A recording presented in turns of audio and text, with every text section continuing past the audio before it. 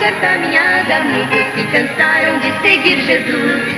Notamos que em seu semblante já não brilha a divina luz. Eu creio que se esqueceram como deve ser a vida do cristão, porque eles permitiram que o pecado entrasse em seu coração. Porque eles permitiram que o pecado entrasse em seu coração.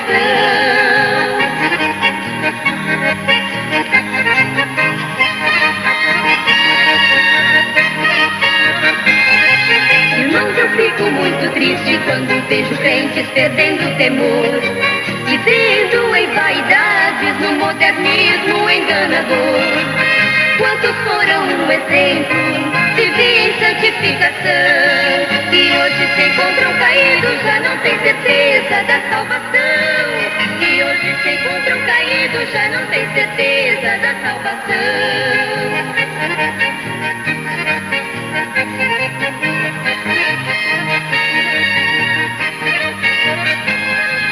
Leia, irmão, em tua Bíblia que Jesus nos diz: sois do mundo a luz. E também não adianta cortar um pedaço da sua cruz, porque o nosso testemunho precisa brilhar para o mundo ver. Nós somos a luz do mundo para iluminar, não para se esconder. Nós somos a luz do mundo para iluminar, não para se esconder.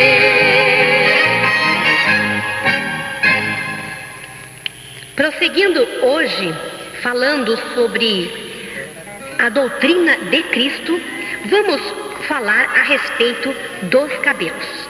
Muitas pessoas têm escrito cartas perguntando a respeito de cabelos. Então hoje vamos falar sobre esse tema. Preste bastante atenção, porque a finalidade de comentarmos isso é para que todos os nossos amados e queridos ouvintes e irmãos que nos escutam aprendam, guardem no seu coração a verdadeira doutrina de Cristo. Vamos ler aqui em 1 aos Coríntios, capítulo 11, versículos 14 e 15. Ou não vos ensina a mesma natureza que é desonra para o varão ter cabelo crescido? Mas ter a mulher cabelo crescido lhe é honroso, porque o cabelo lhe foi dado em lugar de véu. Porque a mulher tem que estar coberta com seus próprios cabelos, porque se ela não tem o seu cabelo, ela terá que cobrir-se com véu. Mas Deus deu o véu natural para a mulher, que é o seu próprio cabelo. Então, ela estando com seus cabelos crescidos, ela está coberta em sinal de submissão. Mas para o homem estar coberto com seu próprio cabelo, isso já é motivo de desonra. Aqui vejamos que Paulo estava falando a uma igreja cristã, que era a igreja de Corinto. Ele estava falando com os coríntios, os irmãos e irmãs da igreja de Corinto. E ele ensinava ao povo de Deus, os crentes daquele lugar, que o homem não deve ter cabelo crescido e a mulher, sim, é honroso para ela, é motivo de honra, de honor para ela ter o seu cabelo crescido.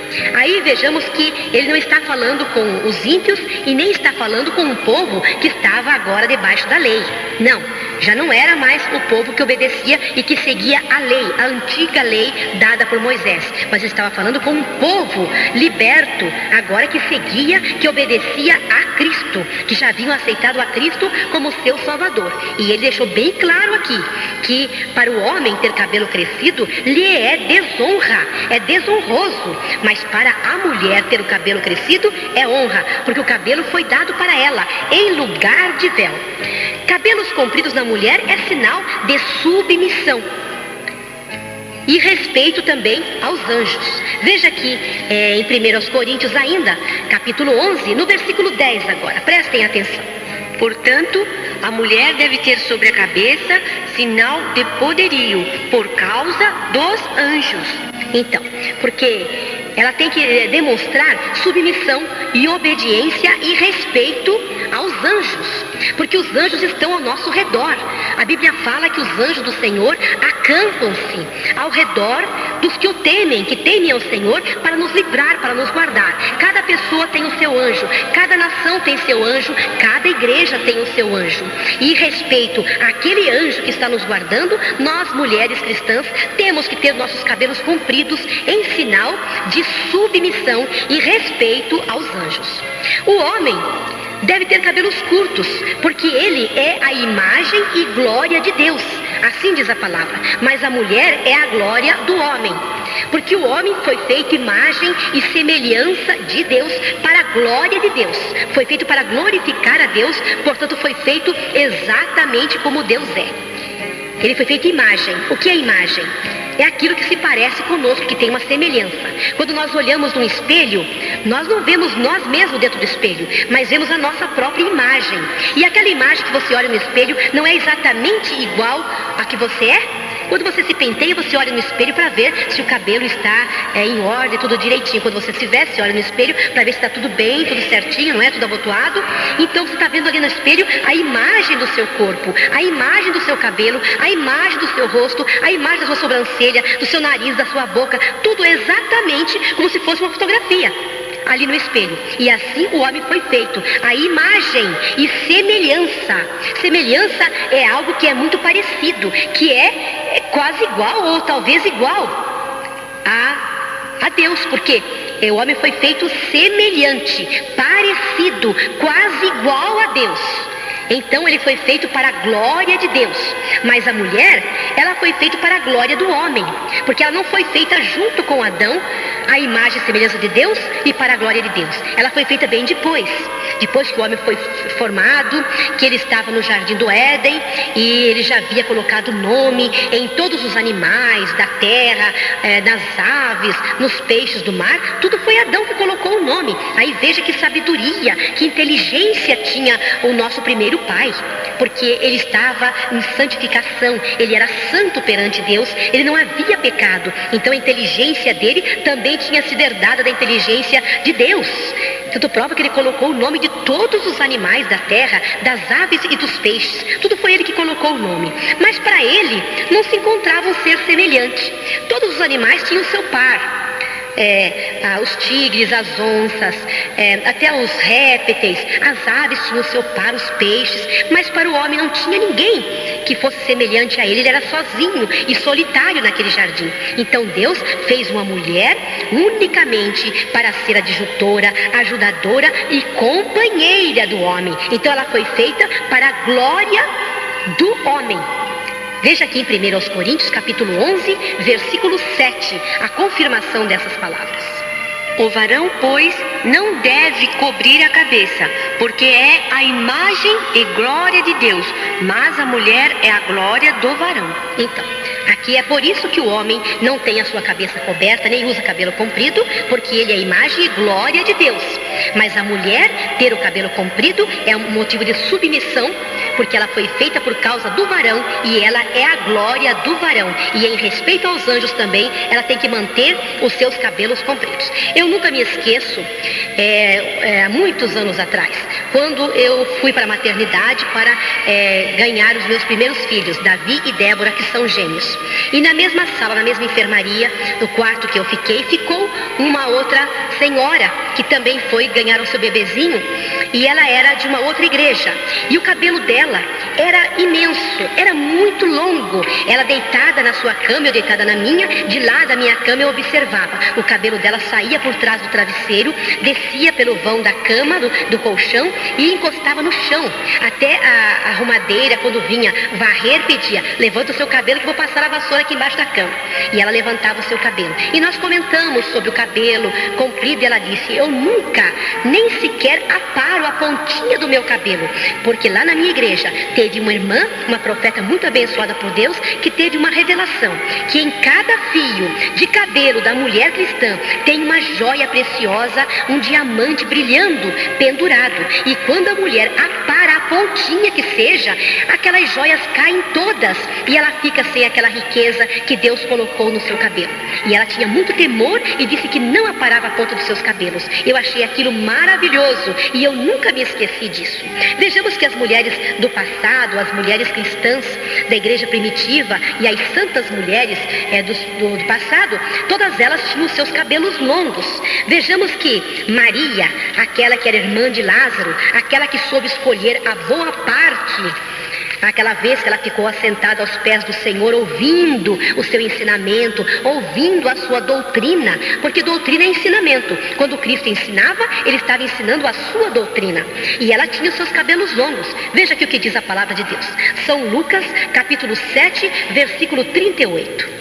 E estando por detrás, aos seus pés, chorando, começou a regar-lhe os pés com lágrimas e enxugava-lhes com os cabelos da sua cabeça, e beijava-lhe os pés e ungia-lhes com unguento. Aí veja que ela chorava e trouxe um unguento também. Um unguento é um perfume oleoso tirado de madeira, geralmente tirado do sândalo e outras árvores que tinham um bom cheiro.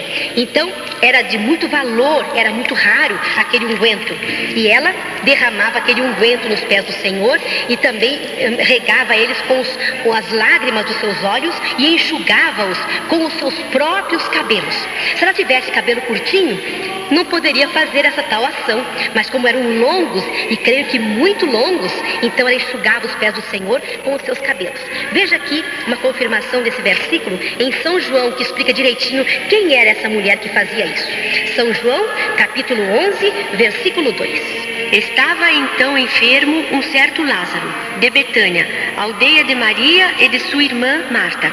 E Maria era aquela que tinha ungido o Senhor com unguento e lhe tinha enxugado os pés com seus cabelos, cujo irmão Lázaro estava enfermo. Aí veja, ela era irmã de Lázaro, irmã de Marta também. E é a mesma mulher que fala aqui em São Lucas, que ungiu os pés do Senhor com unguento e enxugou com os seus cabelos. E vemos que ela passou para a história, hein? Passou para a história e Jesus falou que onde o evangelho fosse pregado, iam contar esse bom ato que ela praticou para com o Senhor, ungindo os seus pés com aquele unguento precioso e perfumado e enxugando os seus pés com o seu próprio cabelo. Vejamos aqui o que diz em São João, capítulo 12, versículo 3. Então Maria, tomando um arratel de unguento de nardo puro, de muito preço, ungiu os pés de Jesus, enxugou-lhe os pés com seus cabelos, e encheu-se a casa do cheiro do unguento. Então, nesses 3 textos, fala sobre o que essa mulher, que Maria, irmã de Lázaro, fez. Foi algo agradável a Deus. E aqui está a confirmação que todas as mulheres do passado, eu creio que mesmo aquelas que não eram crentes, não cortavam os seus cabelos, não era costume de cortar os seus cabelos. Ela podia encrespar e usar vaidades, usar enfeites, trançar o cabelo com fios de ouro e muitas outras coisas mais. Mas cortar o seu cabelo, na Bíblia não diz que nenhuma mulher cortou o seu cabelo. Então não era costume, e principalmente as mulheres cristãs, aquelas que tinham intenção no seu coração de servir a Deus, elas mantinham o seu cabelo comprido, porque desde o começo nós vemos que Deus fez daquela maneira para que a mulher, tendo o seu cabelo comprido, tivesse em seu corpo, em sua cabeça, o sinal de submissão e respeito aos anjos. Agora vamos falar de outro item do RI, do regulamento interno. Agora vamos falar da barba, do bigode e da costeleta. Agora estamos falando com os irmãos. Prestem, irmãos, bastante atenção. A barba e o bigode eram para os hebreus, para os judeus, símbolo de masculinidade. Agora, hoje, eu considero que é um símbolo de protesto, de revolta. A maioria dos comunistas, dos guerrilheiros que são contra o sistema, eles usam barba crescida. Vocês podem observar isso. E também é uma forma de vaidade pessoal, porque não há uma outra finalidade para deixar crescer o bigode, crescer a barba e crescer a costeleta. Porque falando da barba, do bigode, da costeleta, estou falando dos pelos que crescem no rosto do homem. A costeleta faz parte da barba e o bigode também é um dos pelos que nascem no rosto do homem. Então estamos abrangendo tudo. Qual a finalidade? Só pode ser parecer mais homem, mais masculino. Os rapazinhos jovens é que gostam de deixar barba, bigode, para parecer mais velhos, aparecer mais homens. Os meninos adolescentes, às vezes nem têm barba, mas eles ficam raspando, às vezes, para que aquilo estimule o crescimento da barba, porque eles acham que a barba ainda é um símbolo de masculinidade. E não deixa de ser um símbolo de vaidade. Os judeus, muitos deles, nem todos, mas muitos deles deixavam a barba crescer. Vemos que fala na palavra de Deus sobre a barba de Arão, que quando derramava o óleo sobre a sua cabeça, o óleo descia até sobre a barba. Mas eles estavam debaixo da lei. E na lei permitia ou até ordenava que eles usassem barba. Mas eles estavam debaixo da lei. Mas não era no tempo do cristianismo. Agora, do cristianismo para cá, a coisa é diferente. Não sabemos se Cristo tinha barba, se ele tinha bigode, se ele tinha os seus cabelos crescidos. Vemos nas pinturas por aí que pintam um Cristo cabeludo, um Cristo com barba, com bigode, crescidos. Mas nós não sabemos porque não temos uma fotografia. Naquele tempo não existia fotografia. Não temos uma pintura que venha daquele tempo ainda. São coisas feitas agora muito depois, muito recentes. Então não temos certeza sobre isso. Mas mesmo que ele tivesse barba e bigode, ele nasceu debaixo do poderio da lei. Quando ele nasceu, ele estava ainda debaixo da lei, obedecendo a lei. E ele veio para cumprir aquela lei. E depois que ele cumprir, nós não precisaríamos mais cumprir. Vemos que se ele tinha cabelo comprido, Paulo, que já estava no tempo do cristianismo, ordenava aos homens que não deixassem seu cabelo crescido, que era desonra. Aí vemos que é algo bem diferente do que a lei ensinava. Agora estamos debaixo da graça de Cristo. É diferente. E eu não acho, e também eu acho que a Bíblia também não dá nenhum motivo para que o homem tenha barba crescida, bigode e costeleta. Eu pessoalmente considero, se a irmã Solange também pensa dessa maneira, eu considero a barba e o bigode muito anti-higiênicos, porque eles estão muito próximos da boca, e muitos deixam um bigode bem comprido que cobre até os lábios. E quando está comendo, a comida suja todo o bigode, toda a barba, e dá um aspecto muito feio, engordurado, cheio de comida, de resíduos de comida. Eu acho aquilo uma coisa muito anti-higiênica, e que o cristão não deve ter isso. Não há uma necessidade. Vemos aqui em Gênesis, capítulo 41, versículo 14, que José, aquele que estava no Egito, que lá ele subiu de cargo, foi muito honrado no Egito, lá ele chegou a ser governador, porque ele era um servo de Deus, muito abençoado, e isso foi reconhecido pelo rei, e ele chegou a ser governador do Egito. Foi para lá como escravo, vendido como escravo, mas ele chegou a esse alto cargo de governador porque Deus o honrou, porque ele era fiel a Deus. E vemos que todos os egípcios não tinham esse costume de ter a barba crescida, porque eles não seguiam a lei de Deus. Eles eram um povo diferente, que não conhecia a lei, e todos eles se barbeavam. Nenhum deles tinha a sua barba crescida. Então José, que vivia naquele país, também se barbeava. Ele não deixava a sua barba crescer, apesar de ele ser um judeu. Apesar de ele ter nascido na Judéia, ser um judeu, ele não usava a sua barba crescida, mas ele cortava, raspava a sua barba, como era o costume do Egito. Vejam aqui, Gênesis capítulo 41, versículo 14. Então enviou o faraó e chamou a José, e o fizeram sair logo da cova, e barbeou-se e mudou os seus vestidos, e veio a faraó. Então, ele estava preso numa cova, e ali a sua barba cresceu. Mas quando ele foi se apresentar a Faraó, ao rei, ele se barbeou para ter uma boa aparência e foi falar com o rei. Ele não veio daquela maneira, todo barbudo, todo sujo, com suas roupas sujas, mas ele se banhou, trocou de roupa e fez a sua barba para se apresentar perante Faraó. Vemos também que Mefibosete, que era filho do rei Saul, também se barbeava. Aqui em 2 Samuel, capítulo 19, versículo 24. Davi havia fugido porque estava sendo perseguido pelo seu próprio filho. Davi nessa época era rei de Israel, e ele havia fugido do seu filho que queria tirar a sua vida, que queria o trono do seu próprio pai. E Mefibosete, que gostava muito de Davi, ele não cortou a sua barba até que Davi voltou para o trono em paz. Então aqui ele deixou sua barba crescer como um protesto, como um luto, como um sinal de tristeza. Mas quando Davi voltou, daí ele raspou a sua barba. Leia, irmã Solange. Também Mefibosete, filho de Saul, desceu a encontrar-se com o rei, e não tinha lavado os pés, nem tinha feito a barba, nem tinha lavado os seus vestidos, desde o dia em que o rei tinha saído, até o dia em que voltou em paz. Aí vemos que ele fez tudo isso, ele não trocou seus vestidos e não fez a sua barba como se fosse um sacrifício, mostrando a tristeza que estava no coração dele, até que, acho que ele fez assim até um voto, um juramento, que enquanto o rei não voltasse para o seu lugar em paz, para o trono que era dele, que pertencia a ele por direito, ele não ia raspar a sua barba, nem trocar os seus vestidos. Mas quando Davi voltou em paz, então ele raspou a sua barba. Aqui vemos que nem todos os israelitas deixavam crescer a sua barba. Alguns sim e outros não, mas porque eles estavam debaixo da lei. Mas o tempo do cristianismo já é diferente. Isso aí eu considero e penso que seja assim mesmo, que seja um motivo de vaidade. Irmã Solange, não acha assim? Acho sim. Outro detalhe também, Marini, a barba ela esconde a feição, né? Do verdade, rosto. A gente não vê assim a verdadeira feição daquela pessoa. Quando ela depois raspa a barba, a gente vê que é até uma pessoa diferente, né? Fica muito diferente. Fica diferente. E a barba, o bigode, a costeleta, assim, na minha opinião, ela tem só dois objetivos. Como a irmã já citou aí, sim, a vaidade. Mesmo aqueles que têm a sua barba bem aparadinha, que razão? Qual razão? Se você perguntar para um homem que tem a sua barba crescida, por que você deixa a sua barba crescer?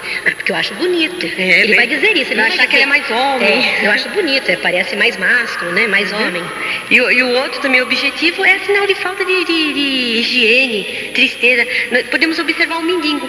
Como ele começa a ficar mendigando, a primeira coisa que a gente observa nele? Aquela barba, né? Barba crescida, cabelo crescido. É um desleixo, né? É um desleixo. Então, mas daí, e começa a ficar sujo, né? Com aquele aspecto feio, doentio. Uma pessoa doente na cama, um homem doente na cama, ele não faz a barba, ele fica com aquele aspecto doentio, feio, tristeza, né? De tristeza, então. Então, e muitos dos judeus usavam isso aí, demonstrando a tristeza, o luto no coração, uma tristeza. Mas logo que aquilo passava, eles se barbeavam.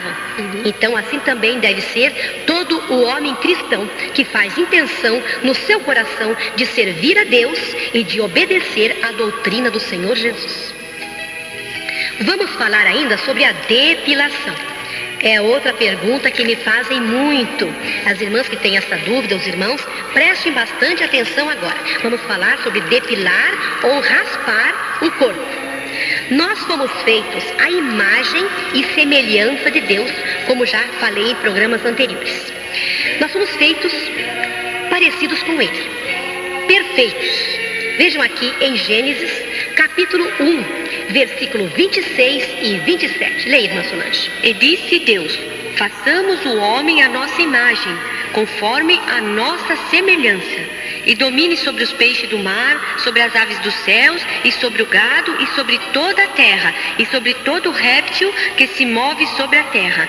E criou Deus o homem à sua imagem, a imagem de Deus o criou, macho e fêmea os criou. Aqui está dizendo que criou o homem à sua imagem e à sua semelhança. Isso quer dizer parecido com Deus, quase igual a Deus. Então nós temos o mesmo aspecto de Deus, porque a imagem é aquilo que a gente vê, digamos, num espelho, a nossa própria imagem, e a imagem é parecida conosco, e nós também somos parecidos, semelhantes a Deus. E veja aqui em Gênesis ainda, capítulo 1, versículo 31 agora, que Deus está falando da sua própria obra. E viu Deus tudo quanto tinha feito, e eis que era muito bom, e foi a tarde e a manhã o dia sexto. Deus olhou tudo que ele havia feito, inclusive o homem, então ele achou que estava tudo bem feito, que estava muito bem tudo. E se ele achou que estava tudo muito bem, é porque estava bem mesmo. Ele achou o homem perfeito, fez tudo bonitinho, então ele achou a sua obra boa. Veja aqui em Deuteronômio, capítulo 32, versículo 4, que é um cantar, é um cântico que Moisés fez e cantou perante Deus, falando da obra que Deus fez. Preste atenção.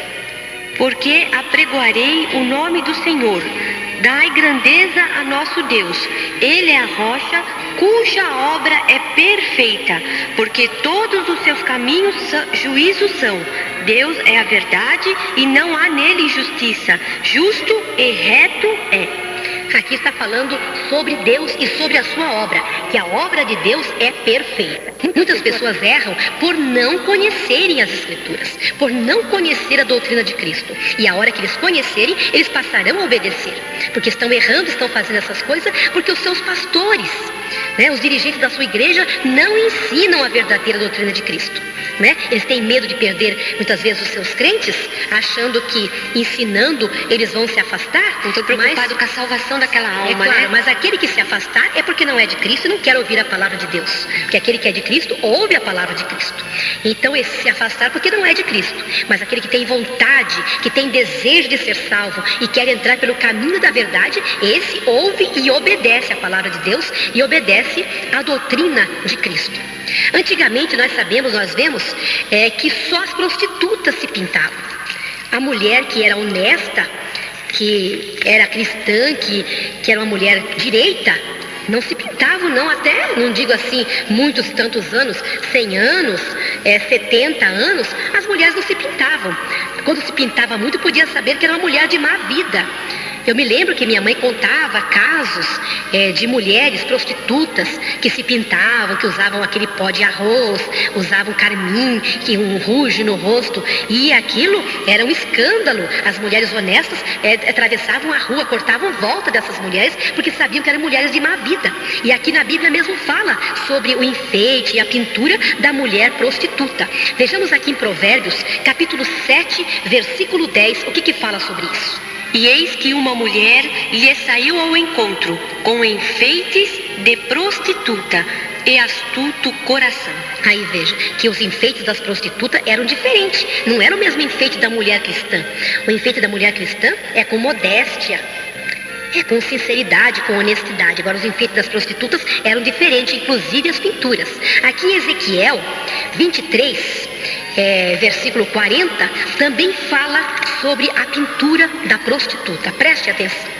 E o que mais mandaram vir uns homens de longe, foram-lhes enviado um mensageiro, e eis que enviaram, por amor deles te lavaste, coloriste os teus olhos, e te ornaste de enfeites. Aqui está falando no texto, veja aí, irmã Solange, no texto, no começo, está falando de duas prostitutas. O Aola e o Aliba, as duas meretrizes. Então, meretriz, prostituta, mulher de má vida, tudo é a mesma coisa. Então, aí no texto, como nós lemos só um versículo, muitas pessoas pensam, mas não está falando de prostituta. Sim, todo o texto, se vocês quiserem ler na sua casa, leiam todo o texto, o capítulo 23, está falando dessas duas prostitutas, que simbolizavam duas terras de Israel, que se prostituíram perante o Senhor.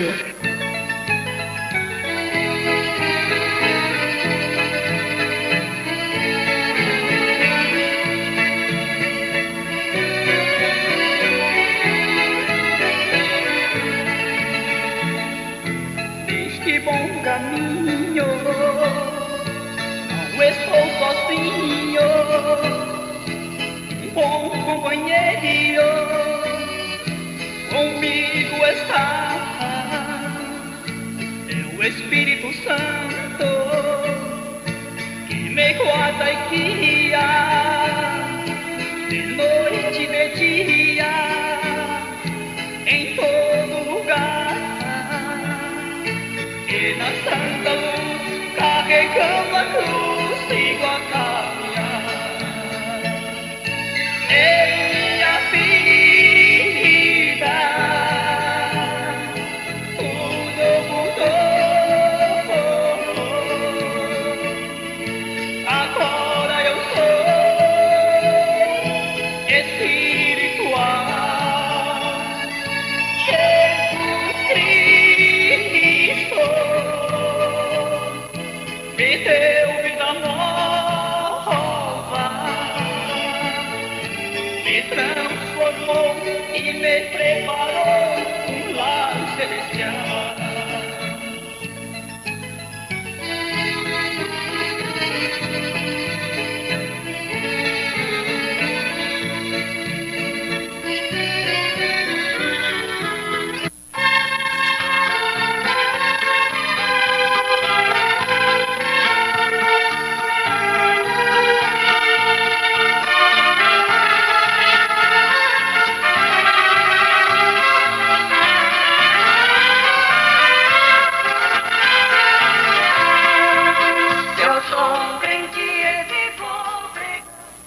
Vejamos aqui também em Jeremias, capítulo 4, versículo 30, que fala a mesma coisa sobre a prostituta. Preste bastante atenção, você que nos ouve em casa, que tem desejo também de seguir a verdadeira doutrina de Cristo, que crê que esse é o único caminho que temos que seguir para sermos salvos. Preste bem atenção agora o que diz a palavra de Deus.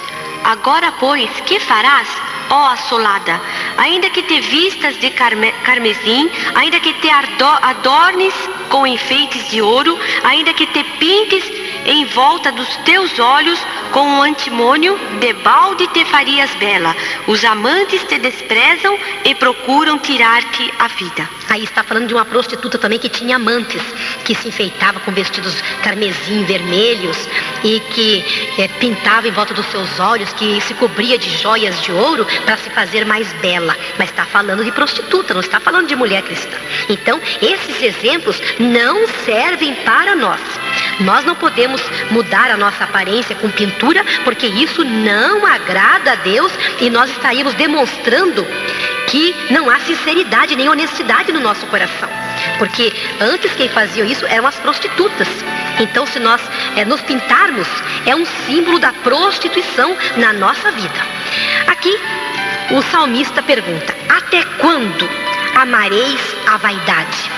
É Deus falando através da boca do salmista. Até quando amareis a vaidade? E a pintura não é outra coisa senão vaidade. Qual a finalidade de uma mulher pintar seus olhos, pintar sua boca, pintar suas unhas, pôr maquilagem no rosto? Qual a finalidade? Para ficar mais feia? Ela quer ficar mais bonita, mas às vezes acaba ficando mais feia. Que tem umas pessoas aí que se pintam, as mulheres, aquelas bem idosas principalmente, que usam aquela pintura carregada, mas ficam tão ridículas, tão feias, que às vezes eu fico observando assim em elevadores, em lugares públicos que eu vou, e em certos países, que tem países aí que as mulheres se pintam tanto mais que as brasileiras. E eu fico observando, se essa mulher não pusesse tanta pintura assim, ou não pusesse nada, ela ficaria mais bonita do que ela está. Elas pensam que ficam bonitas, mas elas ficam horrorosas, ficam ridículas. E isso aí é vaidade. Mas aqui está perguntando: até quando amareis a vaidade? Salmos, capítulo 4, versículo 2. Filho dos homens, até quando convertereis a minha glória em infâmia?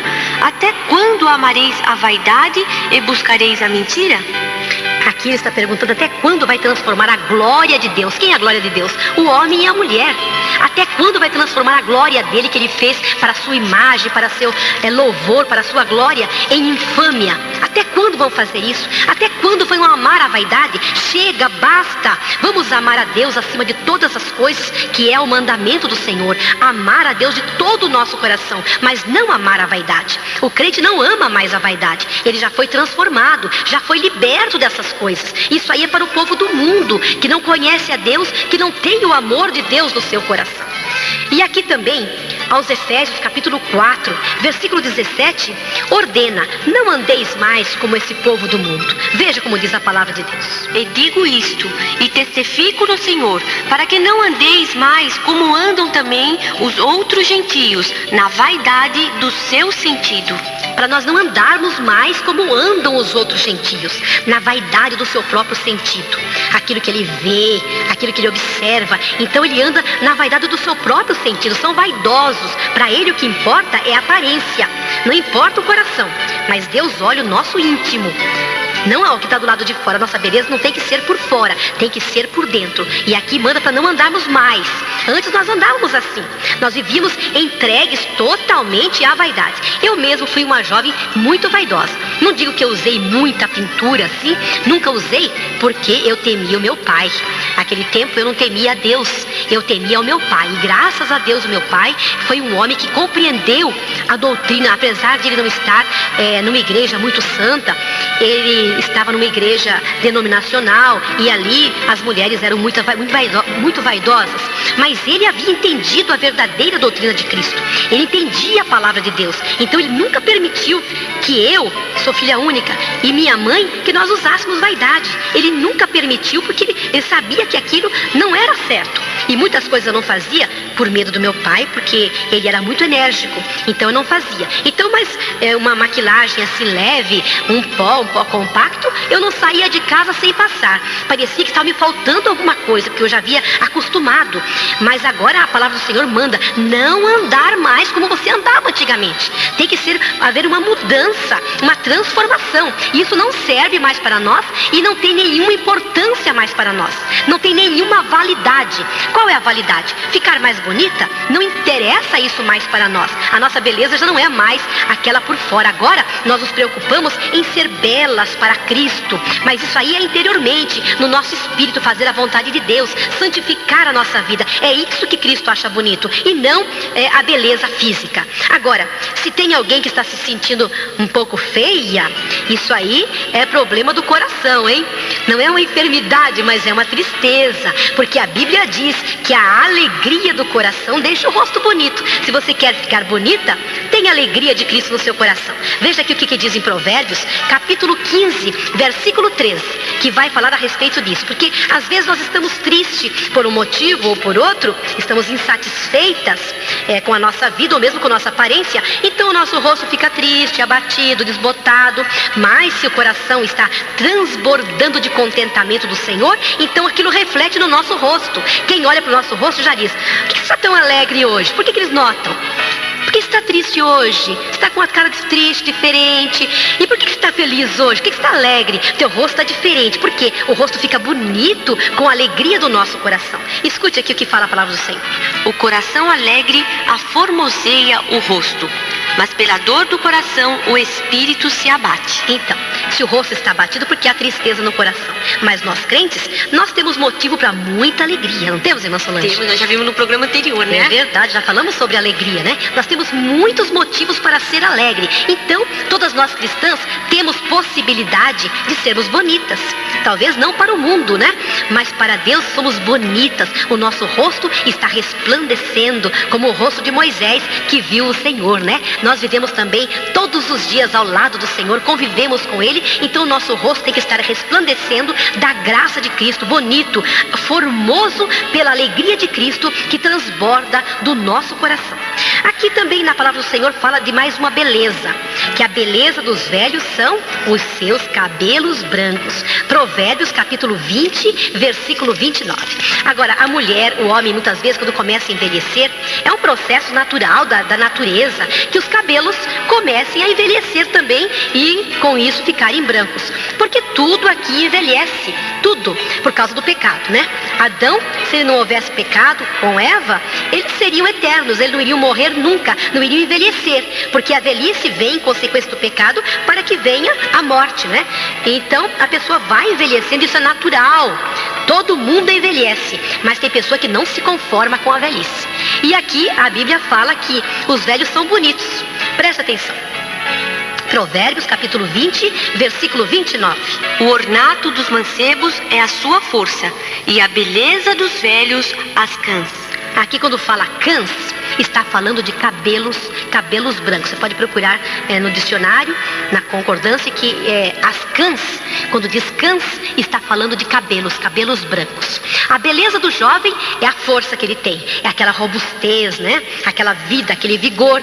Essa é a beleza dos jovens. Os jovens nem precisam pensar em se pintar, porque ele já tem aquela beleza natural da juventude. Tudo está nele bonito, novinho em folha, não é? A sua pele está viçosa, não tem rugas, seus cabelos são da cor natural, ou loiros, ou pretos, ou castanhos, mas são naturais, viçosos, com brilho. Então, eles nem precisam pensar em se pintar. Agora, quando a pessoa começa a envelhecer, olha no espelho, não está satisfeito com a sua aparência. É uma ruguinha que aparece ali, é uma pele flácida que está ali, é os seus cabelos que começam a ficar grisalhos, outros já estão bem brancos, e vemos que muitos cristãos, muitas cristãs, têm tentado encobrir a sua velhice. Por quê?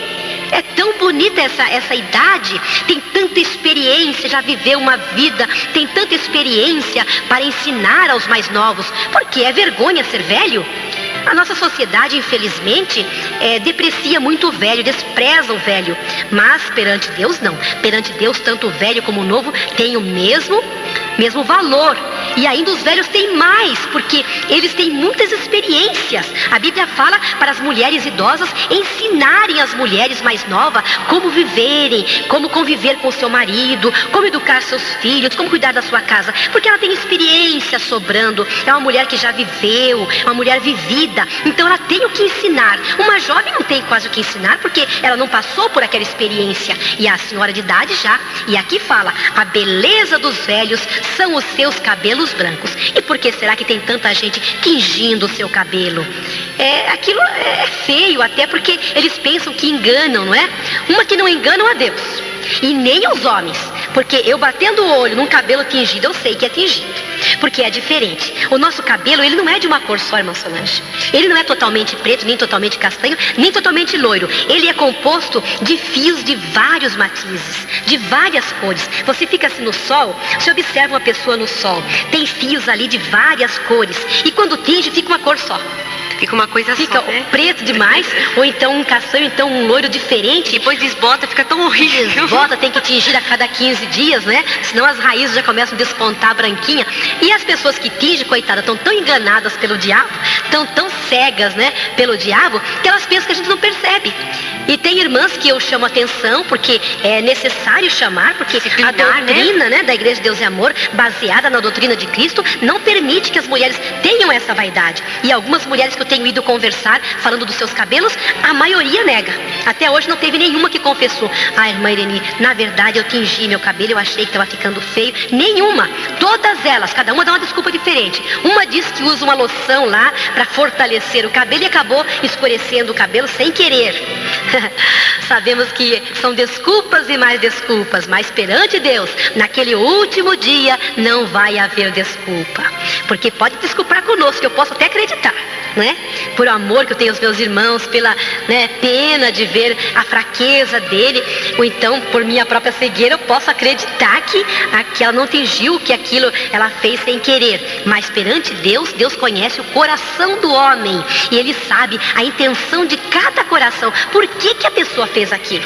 Pode enganar a todo mundo, mas não engana a Deus, não é verdade? São desculpas que usam.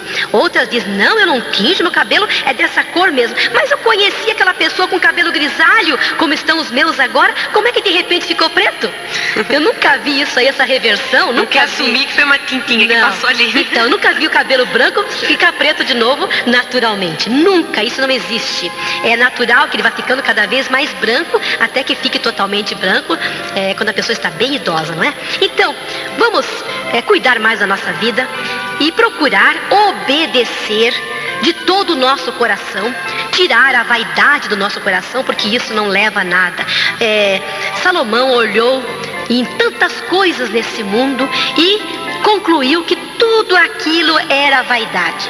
Vaidade de vaidade, tudo é vaidade, concluiu o pregador, que era aquele homem tão sábio, Salomão, que foi tão sábio que Deus deu tanta sabedoria para ele. Ele viu tanta vaidade. O que é vaidade? É uma coisa vã, uma coisa que não tem valor, que é passageira. Se alguém puder me provar, pode me escrever, pode vir aqui pessoalmente, me provar que a pintura no rosto, nos olhos, nos lábios, nas unhas, no cabelo, não é vaidade, é uma necessidade, então eu passarei a crer. Mas tem que provar dentro da Bíblia, porque a doutrina que nós seguimos é a doutrina da Bíblia, da palavra de Deus, a doutrina de Cristo. Se você me provar que há necessidade da mulher se pintar, então eu crerei e passarei a ensinar isso dessa maneira, mas do jeito que é, como eu tenho lido, como eu tenho aprendido do Senhor e tenho transmitido a vocês. Eu tenho aprendido que isto é desnecessário e é pecado e é vaidade. E vaidade é coisa vã,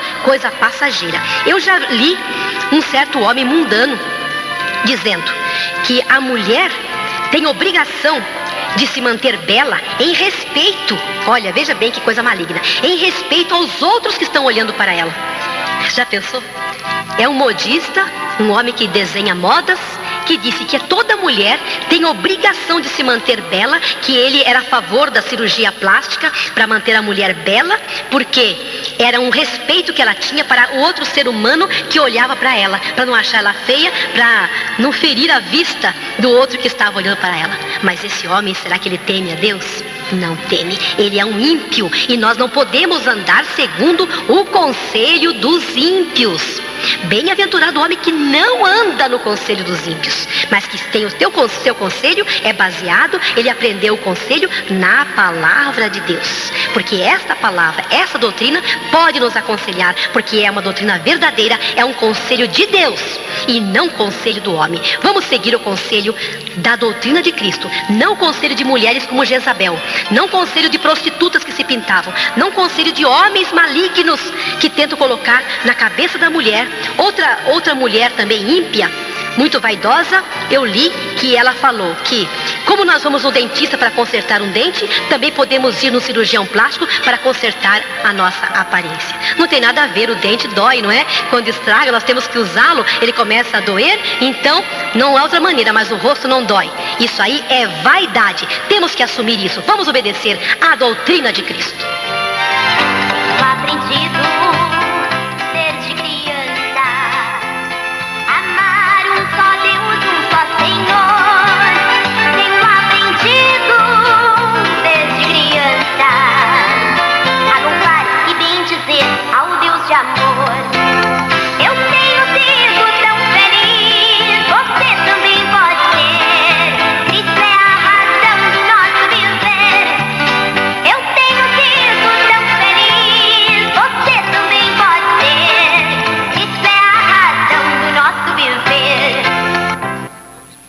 Vocês podem abrir suas Bíblias em São Marcos, capítulo 1, versículo 27. Preste bastante atenção que a irmã Solange vai ler.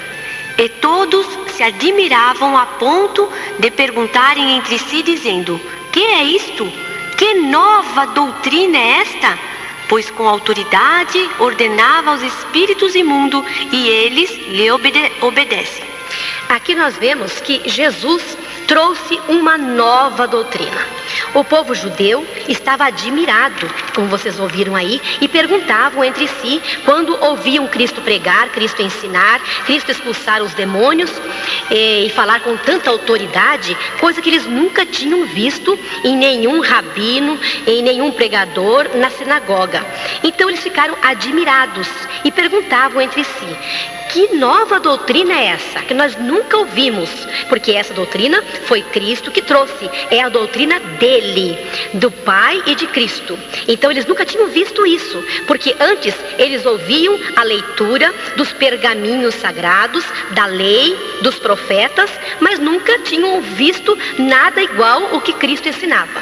Então vemos que Cristo trouxe uma nova doutrina. E o que é doutrina? Doutrina quer dizer ensinamento. Ele trouxe um novo ensinamento. Até ali eles estavam acostumados com o ensinamento da lei, mas agora o ensinamento era diferente e eles estavam admirados com a doutrina de Cristo. Aí vocês veem que Cristo trouxe uma doutrina e nós temos que aprender essa doutrina de Cristo e temos que guardá-la em nosso coração.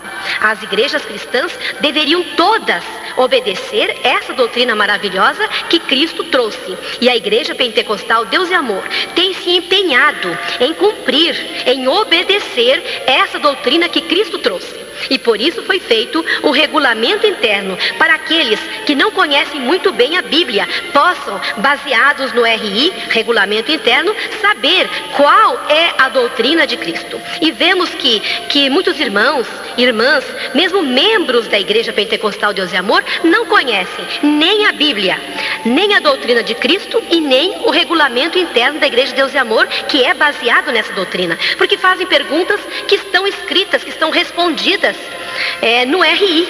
Então é sinal que não conhecem.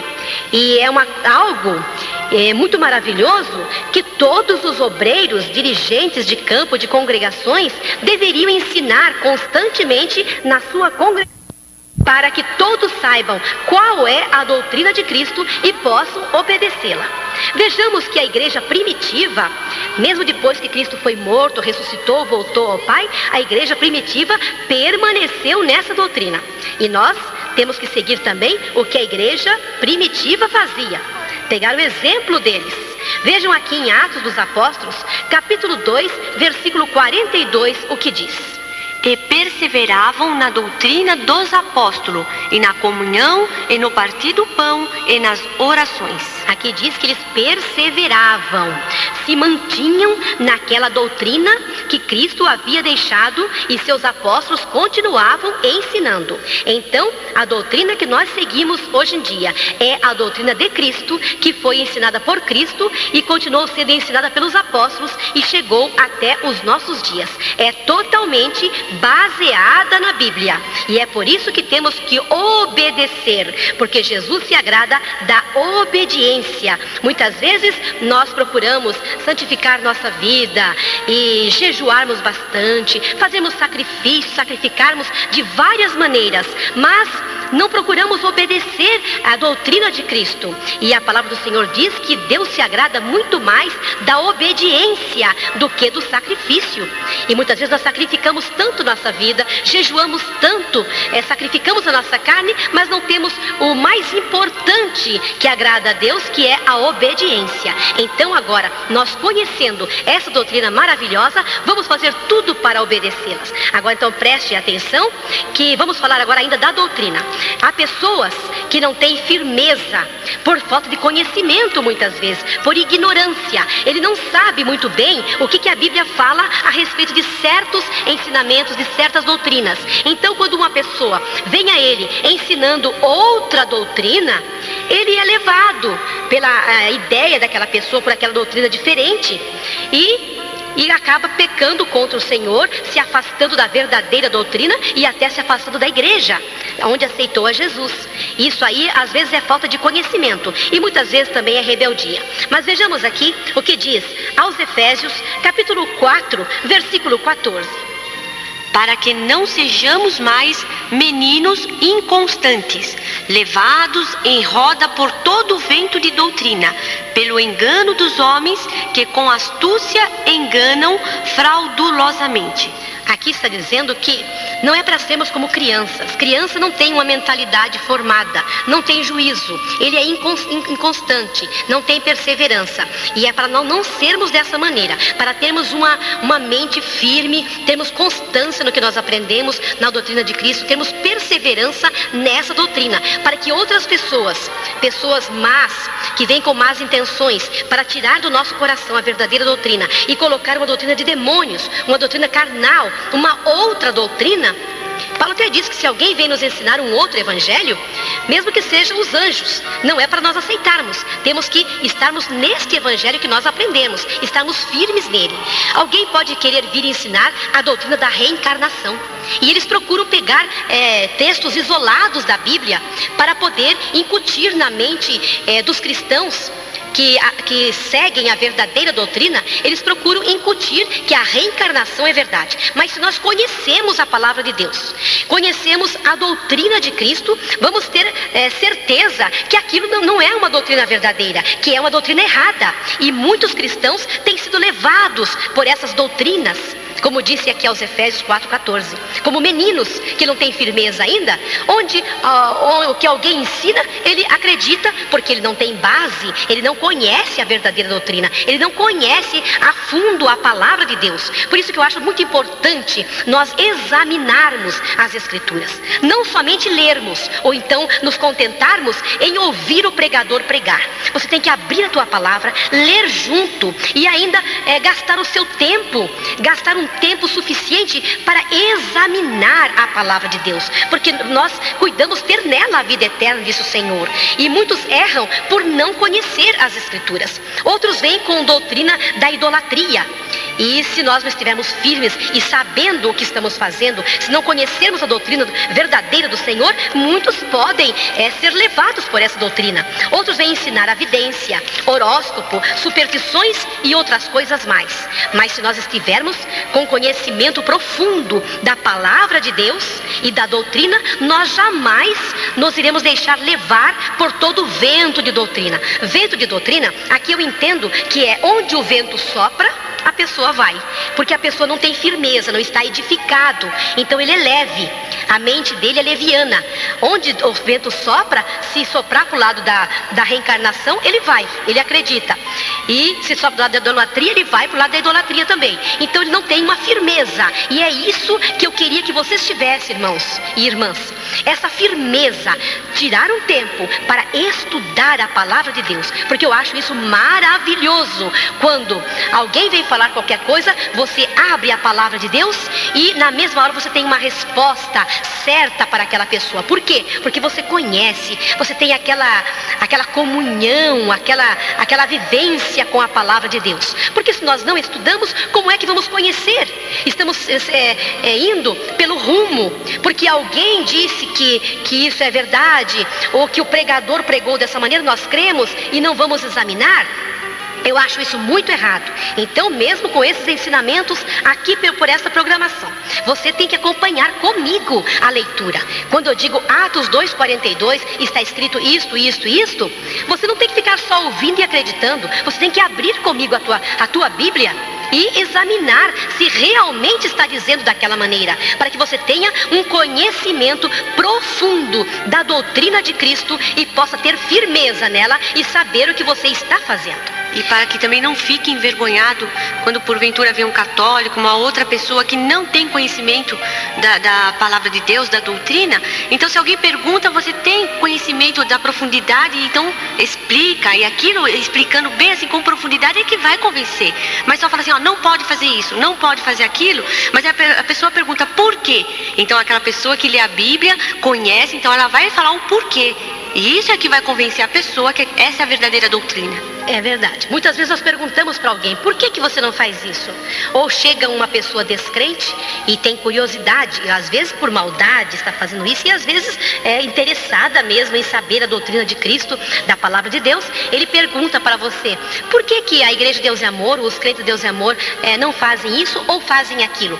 Você ouviu o pregador dizer, nós não podemos fazer isso, temos que andar dessa maneira, isso aqui nós não podemos fazer, e você não procurou na Bíblia para saber o porquê daquilo, e você não tem uma resposta. Mas nós temos que ter resposta dentro da palavra de Deus, porque nós temos que estar familiarizado com a palavra de Deus. Nós temos que viver constantemente com ela em nossas mãos, porque ela é a luz para o nosso caminho. E aquele que não conhece a palavra de Deus anda em trevas, ele não sabe nem porquê que ele está agindo daquela maneira. Muitas vezes nós perguntamos para uma pessoa, por que você é crente? Ele não sabe responder por que ele é crente. Ele é crente e não está sabendo por quê. Muitos dizem assim, eu sou crente porque eu estava doente, sofri uma enfermidade e eu vim aqui na Igreja de Deus é Amor e fui curado. Isso não é uma resposta. Só porque foi curado, então, que é crente? Essa é a base da fé que ele tem? Ele não sabe por que ele é crente? Só porque foi curado, quer dizer que se não fosse curado, jamais aceitaria Jesus? A cura é uma isca para trazer o pecador para a igreja. E ali ele ouve a palavra e ali ele se converte. Então isso não é resposta para um crente dar para uma outra pessoa que muitas vezes pergunta, a razão da sua fé. Você tem que saber explicar por que razão você serve a Cristo, qual a finalidade disso. E se você não conhece a doutrina de Cristo, não conhece a palavra de Deus, você não terá resposta e ficará envergonhado, como disse a irmã Solange. Aqui vejamos que Paulo, falando a Timóteo, ele manda tomar muito cuidado com a doutrina. 1 Timóteo, capítulo 4, versículo 16. Leiam conosco. Tem cuidado de ti mesmo e da doutrina. Persevera nestas coisas, porque fazendo isto, te salvarás tanto a ti mesmo como aos que te ouvem. Olha aqui. Aqui Paulo estava preocupado com a doutrina. E ele dizendo a Timóteo, ele disse, tem cuidado de ti mesmo. Veja como você anda. Cuida da tua vida e também cuida da doutrina. não deixe de doutrinar a igreja, porque fazendo assim, você salvará a si próprio e aqueles outros que estão te ouvindo também. Aqui Paulo está englobando a nossa salvação dentro da doutrina. Quer dizer que a nossa salvação depende da doutrina de Cristo. Conforme nós andamos na doutrina de Cristo, depende a salvação da nossa alma. E Paulo estava muito preocupado com isso. Ele se preocupava demais com a doutrina de Cristo. Ele fazia questão que todos os obreiros